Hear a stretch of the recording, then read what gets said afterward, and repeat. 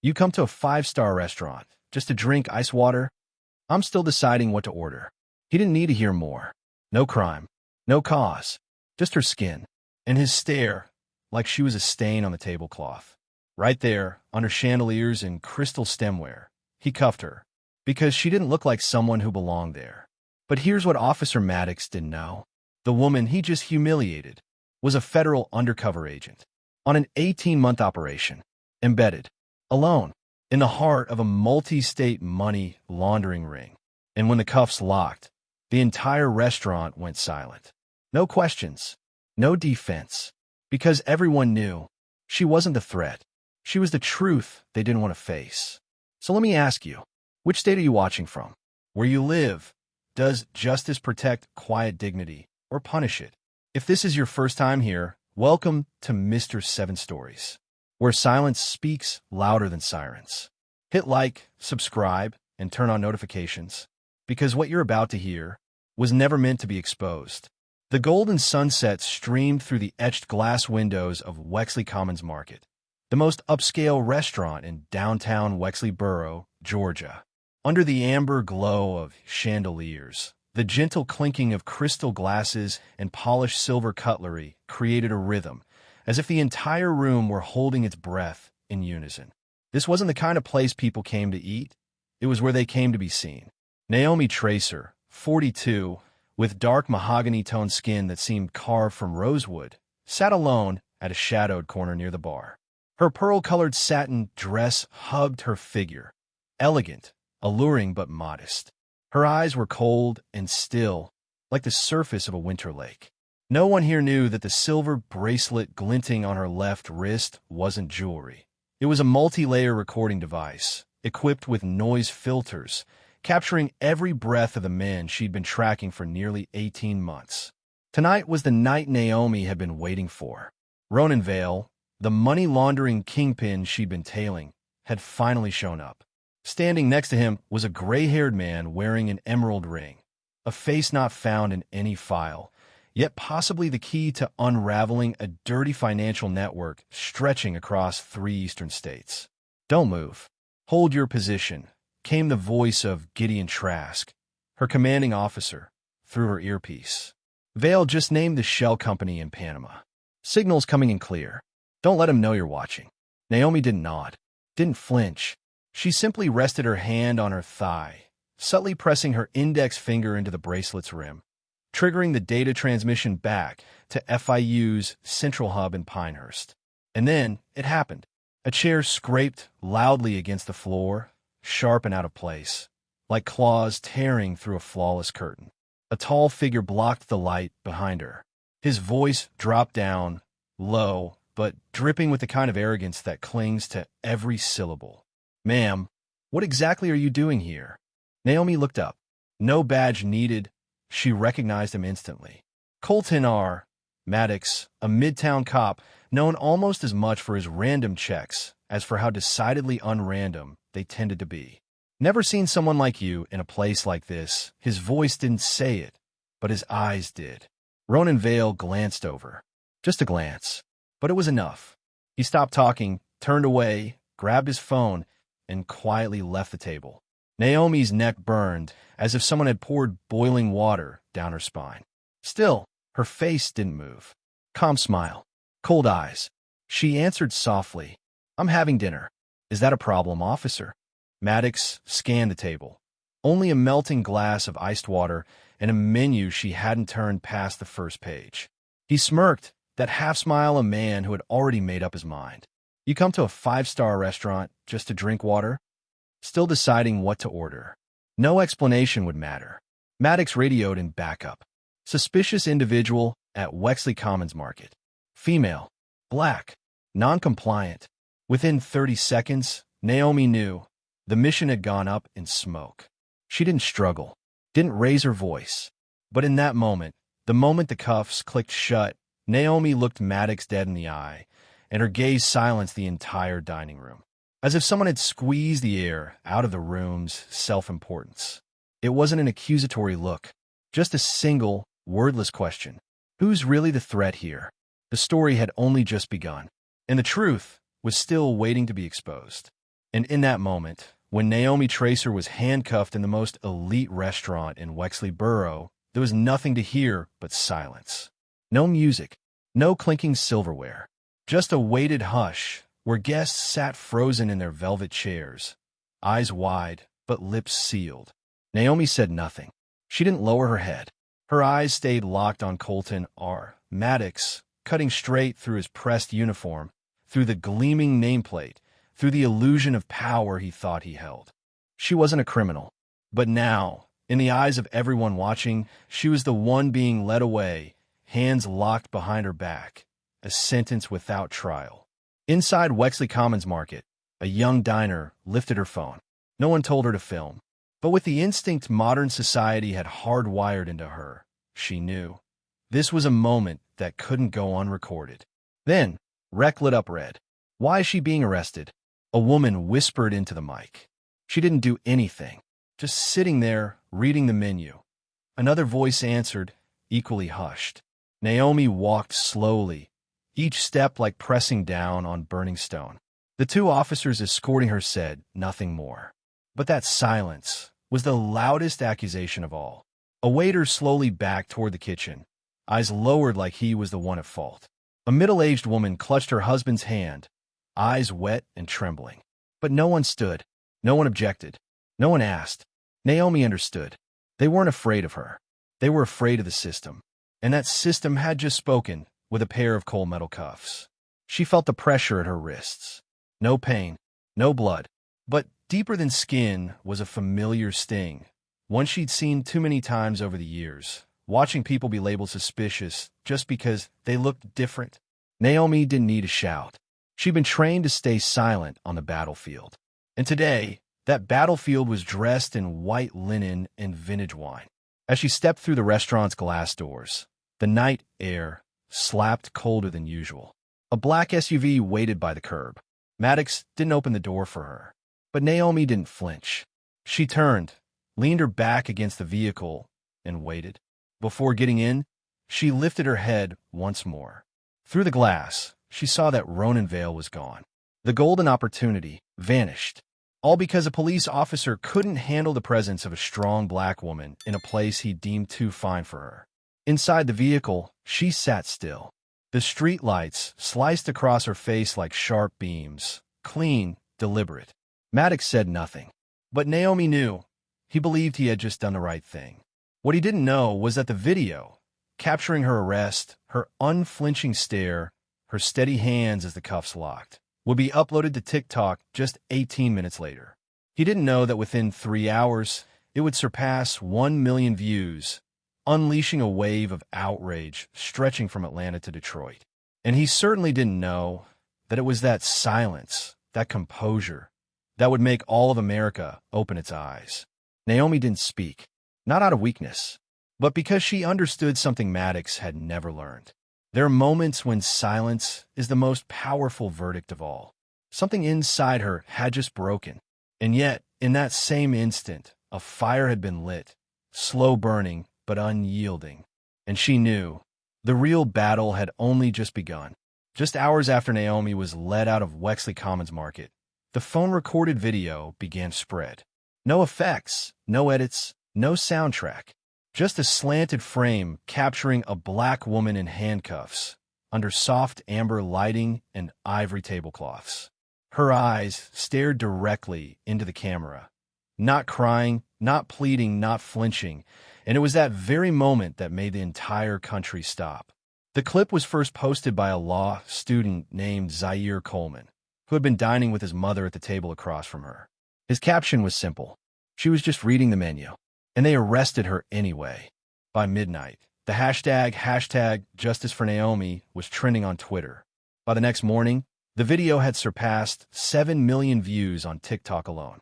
CNN, MSNBC, and even mainstream morning shows like Good Morning America began covering the incident. AI-generated breakdowns started flooding the internet. One TikToker used emotion recognition software to analyze Colton R. Maddox's expressions during the exchange. The result? He wasn't confused. He was smug. Another creator reconstructed the entire scene from 3 different angles with a dramatic overlay. When one woman's silence shook the entire system, artists joined in. A digital portrait of Naomi, head high, eyes unyielding, mid-handcuff, was showcased at a gallery in Charlotte just 3 days later. The caption beneath it read, "Not the one arrested, the one who made a nation ask, why is silence treated like guilt?" But not everyone supported her. On Facebook and Reddit, a different storm brewed. If she had just complied, this wouldn't have happened. This is why we need to thoroughly check strangers in upscale neighborhoods. If you don't look like you belong, there's usually a reason. Naomi responded to none of it. She was still being held at the Wexley Borough Police Department. But her silence only deepened the public's curiosity. One headline from The Guardian captured the sentiment best. The woman who said nothing, yet made an entire country listen. At the headquarters of the Federal Integrity Unit, FIU, in Pinehurst, tension had begun to mount. The leak of an undercover agent's identity was no small matter, especially not when the operation to bring down Ronan Vale had entered its most critical phase. What no one anticipated was that the woman shaking up national media was the very backbone of the mission itself. The following morning, during a hastily arranged press briefing, a reporter asked bluntly, "Who is she, and why is there still no official statement?" An FIU official, name withheld, replied simply, "She doesn't need to say anything. Other people's actions have already spoken for her." At that exact moment, a new comment was pinned beneath Zaire Coleman's original video. She stayed silent, but I heard a whole verdict delivered to arrogance. And somewhere in a silent holding cell, Naomi Tracer knew she was no longer alone. The same system that had tried to condemn her was now allowing the world to rise in her defense. 3 days after Naomi's arrest video went viral across every major social platform, an emergency meeting was called in Meeting Room 3 of the Wexley Borough Police Department. There were no chuckles, no steaming coffee, no hallway banter like on most Monday mornings. Just a heavy stillness, thick like autumn drizzle, quiet and suffocating. At the center of the room, the chair once routinely occupied by Officer Colton R. Maddox now sat empty. On the digital notice board was a stark internal memo. Patrol Officer Colton Maddox is hereby suspended pending results of an internal investigation and disciplinary hearing by the Professional Conduct Council. Maddox wasn't at the meeting. He sat alone in his small third-floor apartment in Ashwood. His shirt was half-buttoned, chin unshaven, and scattered across the floor were old paper case files. No one asked him to review them, but for the first time in years, he found himself asking, "What have I done?" In his hands, a file from 2019. A young black teen he stopped for, looking nervous. Maddox remembered that day vividly. The boy had just been walking his bike through an upscale neighborhood after school.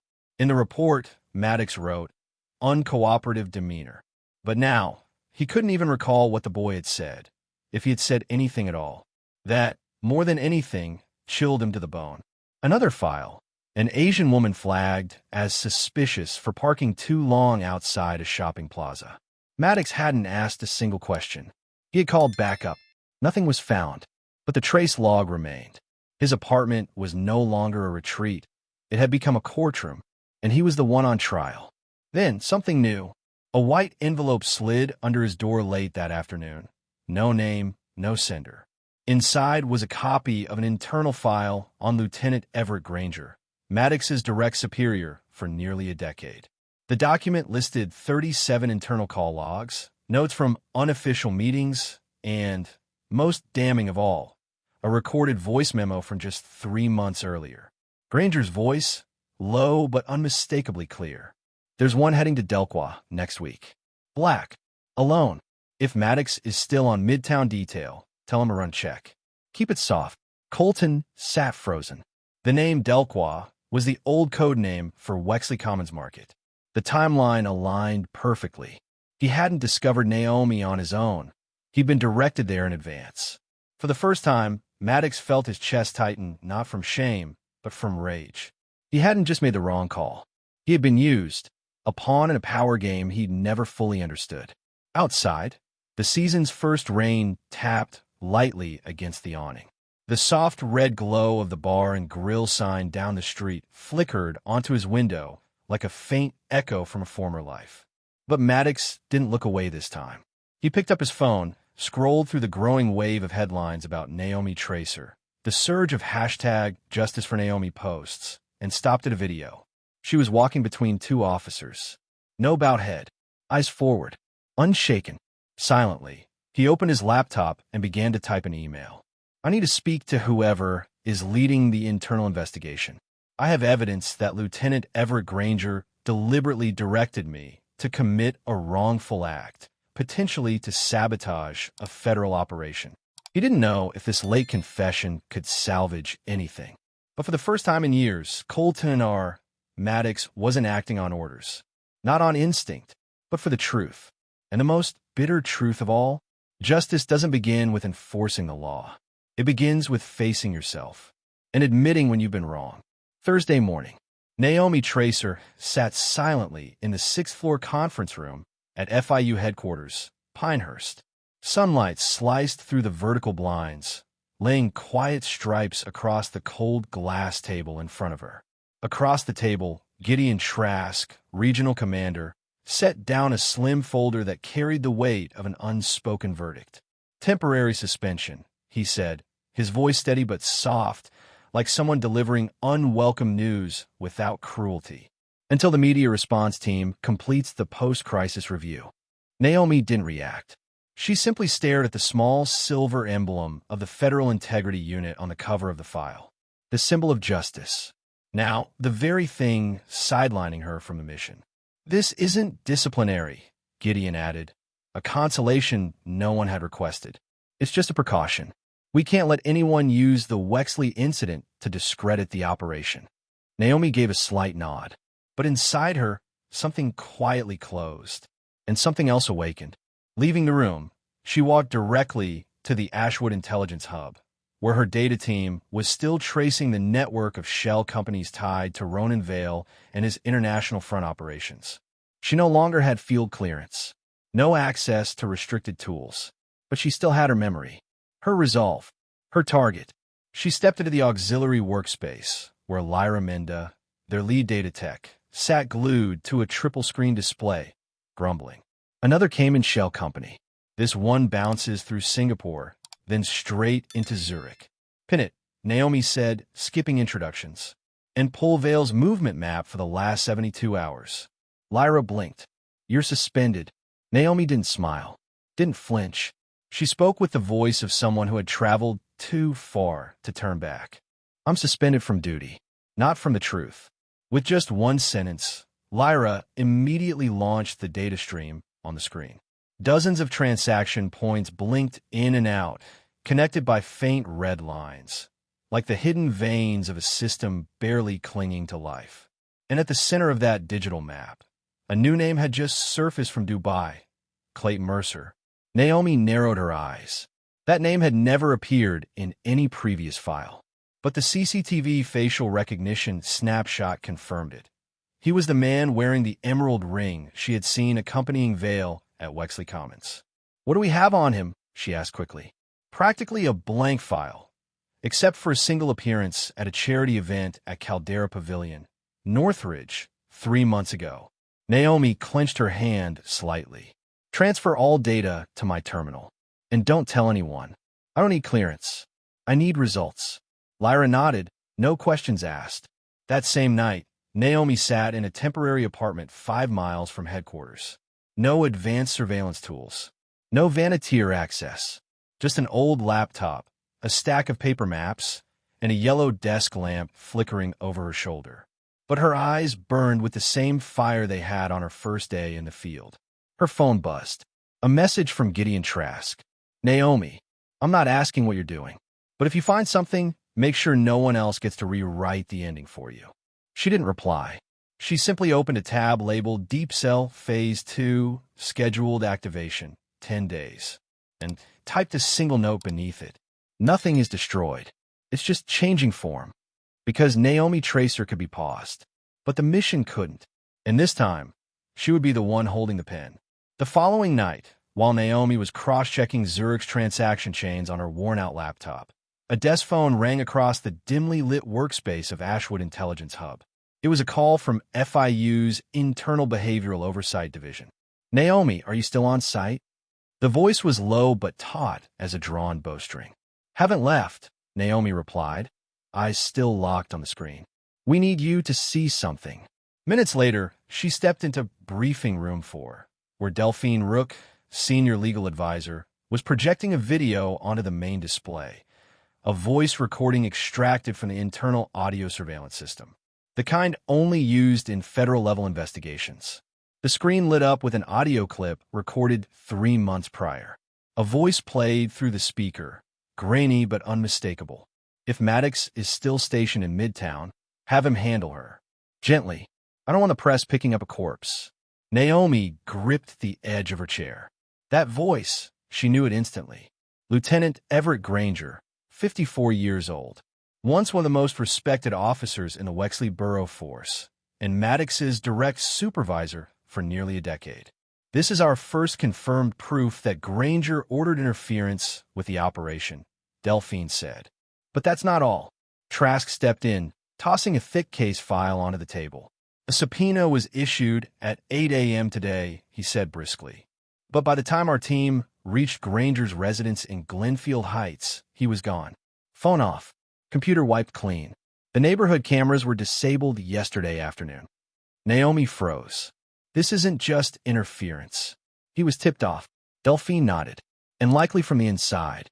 Gideon Trask signaled the technician to play the next clip from the trace order. A timeline appeared, tracking Granger's exit from Glenfield at 3:47 a.m. in an unregistered silver sedan, the same model seen parked near Naomi's place a few nights ago. The room thickened with silence. Something darker was rising to the surface. Not just the vanishing of a senior officer, but the crumbling of an entire structure of trust. "Anything else?" Naomi asked, her voice dry. Trask met her eyes. "Yes. He attended an investment summit at Blease Resort 4 months ago, right when Ronan Vale created his first shell company in Panama. They were booked on the same hotel floor." A beat of silence. Naomi didn't respond. She stepped to the touchscreen panel and began manipulating the Deep Cell system map. Each dot represented a financial tie, a shell entity, or an individual connected to Vale. She drew a line from Vale to Clayton Mercer, the Emerald Ring accomplice, then from Mercer to Granger. A red thread blinked into existence. The system confirmed a wire transfer of $1.8 million from a Granger-controlled proxy account to Belridge Global, a Dubai-based firm. Trask exhaled, leaning on the table. No more doubt. Granger was the key enabler, moving Vale's money through police channels and into global markets. Naomi crossed her arms. And now he's running. Not because he fears arrest, but because he knows too much to be left behind.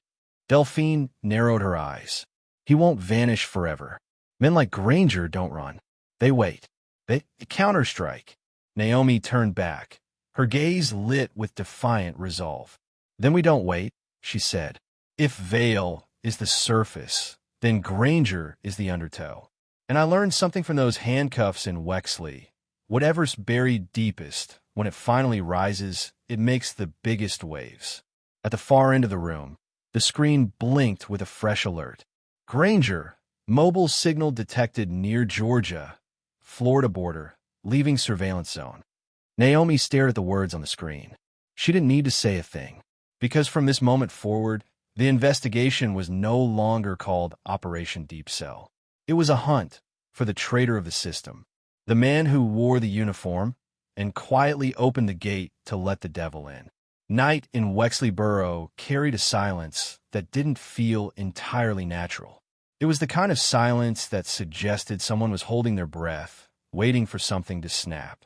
Naomi Tracer had just left the Ashwood Intelligence Hub, where she'd spent the entire afternoon tracking Everett Granger's movements and the suspicious flow of foreign accounts. The system now showed a series of intermittent appearances tagged around the Florida border, an unmistakable sign he was either being shielded or traveling in decommissioned military vehicles capable of signal interference. Darkness fell like a power outage. Naomi walked briskly through a shortcut she knew by heart, leading to her temporary apartment at Iron Crest Gulch. The alley had once been a service road behind an old shopping complex. Narrow, dim, full of shadows. But something felt different this time. The overhead bulb flickered once, then died, plunging the space into a gray cast lit only by distant streetlights. Naomi halted in the middle of the path. A faint click echoed behind her. Then another, left and right. Before she could react, a tall man emerged from ahead, gripping a metal rod. From either end of the alley, two more figures stepped out. They gave each other a subtle nod, like something they practiced. Naomi didn't wait for the first move. She stepped back, reached in her coat, and drew a small folding knife, flicking off the safety in one fluid, muscle-trained motion. The first man charged, swinging his rod wide. Naomi ducked, pivoted at the waist, and drove her knee hard into his groin. He doubled over, dropped the weapon, and let out a strangled curse. The second one moved quickly, trained perhaps, but so was she. Naomi twisted her wrist, slashing across his forearm just as he threw a punch. He stumbled back, blood dripping from his wrist, trembling. Not fatal, but painful enough to stop him cold. The third man didn't attack. He pulled out a phone, not to film, not to call, but to wait for a signal. Naomi realized this wasn't meant to hurt her. It was a test, a proximity probe, a warning shot. She didn't hesitate. With just enough space and force, she hurled the knife straight at the phone. It embedded in the wall, an inch from his hand. The man flinched and fled. The phone clattered to the damp concrete. Then came something louder. A small pop, not from a gun, but from beneath the jacket of the first attacker. Naomi turned and spotted it. A miniature electronic detonation device designed to fry data. She lunged, yanked back his coat, and slammed her elbow down onto the activation point. Smoke hissed out, but the chip hadn't fully triggered. She stripped the jacket, tore the section with the device, and stuffed it into a Faraday pouch sewn into her belt. 2 minutes later, a black SUV screeched to a halt at the alley's edge. Gideon Trask jumped out with two agents at his side. Naomi stood in the middle of the alley, her shirt soaked with sweat, hair dripping from the rain, and her fist clutching the scorched cloth holding the device. "Are you all right?" Trask asked, scanning the two bodies slumped at her feet. "Close enough," Naomi replied, her voice unsettlingly calm. "But next time, they won't just be testing. Do we know who sent them?" "No need to guess. It was a test to measure reaction time, emergency response, and my alertness after the Wexley incident." Trask nodded, accepting the disassembled device from her hand. From the back seat, Lyra Minda stepped out, wearing her AR headset, extracting data from the dropped phone while muttering to herself. Some deleted messages, but the cache isn't fully cleared. One note survived. She paused, then read aloud. "Confirm removal of C before the next cycle." Naomi turned to her. "C, as in Carter, or Tracer?" Lyra frowned. "Could be either, or both." The air in the alley was colder than the rain. But Naomi didn't shiver. She understood, clearly now, these weren't just people protecting secrets anymore. These were people preparing to kill. She took a long breath and spoke just one sentence. "All right then, if they want to bait a trap, we'll be the ones laying it." At that very moment, a street camera 2 miles away captured a lone figure standing in the rain. No umbrella, no retreat. Clayton Mercer. His eyes locked on the direction of Iron Crest Gulch. And he smiled. The next morning, as the first rays of sunlight brushed across the stone tiles of Ashgate Hold, Naomi was still reviewing the footage extracted by Lyra the night before. The data was encrypted, but even the preliminary findings were enough to shift the investigation's axis. See before the next cycle likely referred to a planned elimination of her or someone connected to the web of transactions she'd been peeling back, layer by layer. There was no doorbell, just a knock, 3 taps, short, steady, unhurried. Naomi stood, opened the door. Colton R. Maddox, the same man who once handcuffed her in an upscale restaurant out of pure bias, stood in front of her now. No uniform, no gun, just a man with a face he couldn't scrub clean of guilt. She didn't speak. She didn't invite him in. "You probably don't want to see me," Maddox said first. "And I'm not sure I should have come.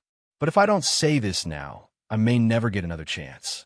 Naomi crossed her arms, leaning lightly against the doorframe. "You've got 3 minutes. I'm not here asking for forgiveness," he said quickly. "I know I don't deserve that, but maybe I could do one thing right." He reached into his coat pocket and pulled out a bundle of documents, printed copies of old-time logs, internal deployment orders, dashcam routing maps from 6 months ago. All duplicates. "These are records I was once told to hand over to Everett Granger," Maddox explained. "Back then, I was just following orders. But now, looking back, I see some logs were altered. Dispatch orders didn't match vehicle locations. I used to think it was just a clerical error. And now," Naomi asked, her tone unchanged. "Now, I know it was fabricated," Maddox admitted. "I don't know who Granger was protecting or who he was working for, but I know he used me as a pawn, and I turned myself into a weapon." Naomi stood still for a moment. She looked him in the eyes, not searching for guilt, but for truth. "What do you want?" she asked. "To be a second pair of eyes," Maddox replied. "Not a teammate. I know I don't have a right, but I've stood on the other side. I know how they think, how they move, the blind spots outsiders wouldn't even know to look for." Naomi stepped aside. "Bring the data in." At the desk, Lyra was re-encoding the footage pulled from the device the night before. Gideon Trask had just ended a call from the federal office. Clayton Mercer was no longer traceable in the system. No flight records, no border crossings, no active credit cards. "He didn't vanish," Trask said, his voice tight. "He was never officially there to begin with. We're dealing with something that doesn't exist on paper." Naomi shot a glance toward Maddox, who was now reviewing the city-wide surveillance grid from the precinct's archive. "Then we find what's off the books with someone who used to help write them," she said, eyes fixed on the screen. "You trust me?" Maddox asked cautiously. "No," Naomi answered flatly. "But I need you to look where I can't." Maddox nodded without protest. From behind her screen, Lyra glanced at them both. "If you two can stop glaring at each other like opposing attorneys at a mistrial, I just pulled a signature code from the device's audio file." "A code?" Trask echoed. Lyra turned the screen toward them. The text appeared clearly.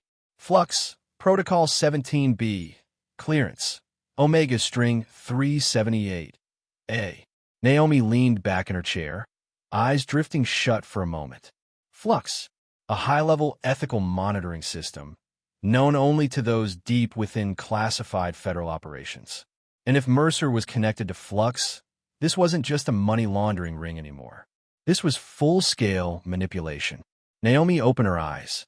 "From this point forward, no one's a witness. We're all targets." No one in the room laughed. No one needed to say anything. But they all understood, at that moment, the investigation no longer belonged to Wexley Borough. It had crossed the line, and there was no going back. 3 nights later, Wexley Borough wore a different mask.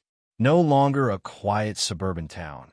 It was now a showcase of polished deception, where power players masqueraded as philanthropists to scrub clean their filthiest dealings. At Caldera Pavilion, one of the South's most opulent halls, Clayton Mercer hosted a grand gala titled Ignite Hope, a charity event allegedly raising funds for orphans affected by international drug crimes. Naomi entered the grand hall at 8:12 p.m. Simple black dress, hair neatly pinned, a pair of understated pearl earrings. No one recognized her as the agent who once sent tremors through the law enforcement system of the state. Maddox followed a few minutes later, wearing a name tag that read Mr. Walker, private investor from Charleston, his tuxedo tailored to perfection thanks to Lyra's last-minute file modifications. "Camera's in my breast pocket," Maddox murmured as they brushed past each other near the champagne bar. "Is your mic online?" "Live." "Don't drink," Naomi replied, eyes locked on her target. Clayton Mercer, shaking hands with a line of suited guests, including a retired judge she remembered from a list of suspicious donors. The performance began at 8:45 p.m. Between the soft piano and clinking glassware, Naomi and Maddox slipped behind the scenes, where real conversations took place, not under the spotlight, but behind closed doors. Just past the vintage wine vault, Maddox leaned with an earpiece pressed to a thin wall, while Naomi crouched, tucking a mic beneath the hem of her dress and sliding a bug into the door's edge. Inside, Mercer's voice came through. The next transfer has to go through the Belize Channel. I don't want my name showing up in Panama again. The second man asked, what about the pilot at Ashgate Hold? Handled. That girl, the agent, has been suspended. But if there's another leak from her side, we've got contingency plans. Maddox looked at Naomi. Their eyes met. No words needed. They had enough. 10:10 p.m. Naomi and Maddox exited the venue just as sirens wailed across the rear parking lot. FBI vehicle lights flared on, flooding the perimeter as a task force led by Gideon Trask moved in like a well-rehearsed storm. Clayton Mercer made a move for the emergency exit through the kitchen, but Maddox was already there to cut him off.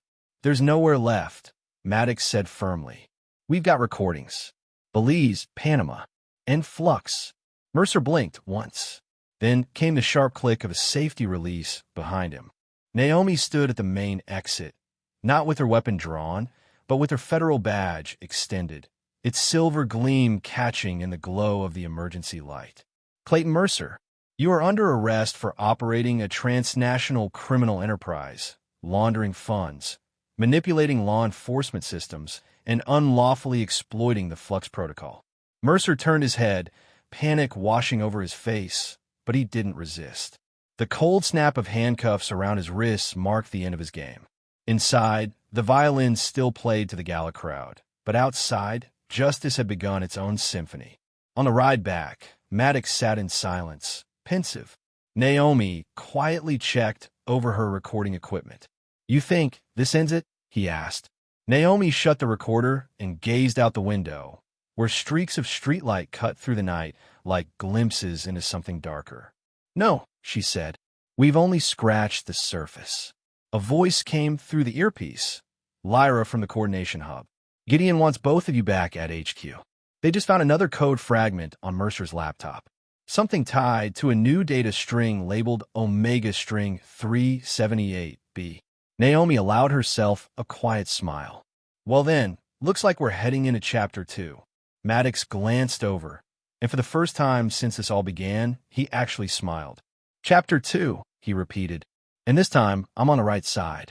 2 weeks after the arrest of Clayton Mercer, Wexley Burrow turned cold fast. That morning, Naomi Tracer stepped out of her car at a weathered apartment block on the city's south end, a place heavy with memories that never fully faded. The building's gray paint had cracked like it was bearing the weight of truths no one dared name. She knocked on the door of Unit 3C. A man in his 30s opened it, the faint ink of an old tattoo curling around his forearm. His dark eyes were tired, but clear. Knew you'd come, he said softly, tilting his head to let her in. His name was Darius Tracer, her younger brother. At 17, he'd been charged with drug possession over a bag planted in the schoolyard. Everyone knew it was a setup. The one who ordered the search? Lieutenant Everett Granger. Naomi sat on an old cloth chair, her hands wrapped tightly around a ceramic mug of steaming tea. He's gone, she said, but the system he built isn't. Flux is under full investigation. Every file Mercer left behind is being decrypted. Darius looked up. Do you think one case can really change the whole structure? Naomi went quiet. After a long pause, she shook her head. No, but one case at the right time with the right people can open a crack. And sometimes that's all you need. A crack wide enough for the light to get in. That afternoon, Naomi returned to the temporary OAEI headquarters at Ashgate Hold. Maddox was already there, sifting through newly printed data pulled from Mercer's hard drive. The encryption's partially broken, he said, pointing to the label on the screen. Omega String 378B. It's linked to a chain of accounts connected to multiple police departments and several state-level politicians. Naomi leaned against the table. She didn't ask why Maddox was still here. The silence between them no longer felt strained. It was something understood. He wasn't seeking forgiveness, just a chance to make something right. We'll need tighter coordination, Naomi said. This isn't just a money laundering operation anymore. This is a network of influence reaching deep into the roots. Maddox nodded. I used to be part of it. Now I want to be part of undoing it. Naomi looked at him, knowing full well. Not everyone has the courage to face their past and step into its opposite. Maddox had chosen the hardest path, but it was the only path that could reclaim justice. A few days later, Naomi stood inside Wexley Borough County Courthouse, not as a witness, but as a voice. She was there to propose the establishment of an independent, ethical oversight system for law enforcement, completely detached from political influence or internal policing. A structure where insiders could speak without fear of retaliation. When she spoke, she didn't mention herself. No word about the arrest. No reference to being suspended. She simply said, "We cannot wait for justice to come from the outside if we're not willing to open the door from within." The chamber fell silent, not because it was a rousing speech, but because it made something unmistakably clear. Naomi wasn't just an agent. She was living proof of the system's failure and of its capacity to be repaired. As she exited the courthouse, Maddox was waiting outside. He handed Naomi a new folder, freshly decrypted data from the Omega 378 C string. She took it, her eyes drifting toward the horizon of Wexley Borough, where the sun was setting slowly, as if it too sensed the end of an old era. "Do we keep going?" Maddox asked. Naomi nodded, her smile subtle. "Not because we're heroes, but because if we don't hold onto the meaning of justice, someone else will redefine it for their own gain." Behind them, the courthouse doors closed. But ahead, another door had opened, not for an ending, but for a beginning. One called The Rebuilding of Trust. The story of Naomi Tracer and Colton Maddox wasn't just a verdict against prejudice.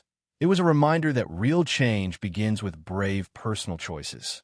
When a woman refuses to bow to injustice, and a man dares to confront his own wrongs, they ignite a spark that forces an entire system to examine itself. We don't have to be agents or officers to make a difference. Sometimes, all it takes is the courage to ask questions, to truly listen, and to take action, just enough to open the door of justice for someone else. What did you think of Naomi and Maddox's journey? Share your thoughts in the comments. We read every word.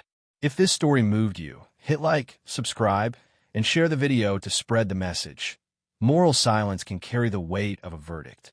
And remember, sometimes the right thing isn't the easy thing. But that's exactly why it's worth doing.